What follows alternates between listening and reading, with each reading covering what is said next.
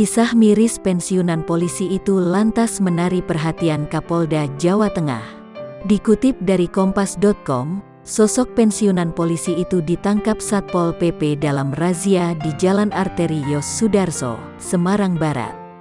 Agus ternyata adalah pensiunan polisi yang sudah 19 tahun lamanya mengabdi. Kabid Humas Polda Jawa Tengah, Kombes Pol M. Iqbal Al-Kudusi menerangkan, Agus mengamen dan meminta-minta karena faktor ekonomi.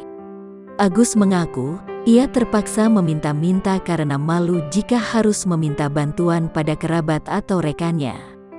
Kisah Agus ini kini diketahui sudah mendapatkan atensi dari Kapolda Jawa Tengah Irjen Pol Ahmad Lutfi.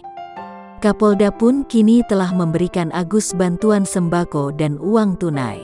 Sementara itu, Kapolrestabes Semarang Kombes Pol Irwan Anwar juga memberikan bantuan dan menjanjikan pekerjaan kepada pensiunan polisi tersebut.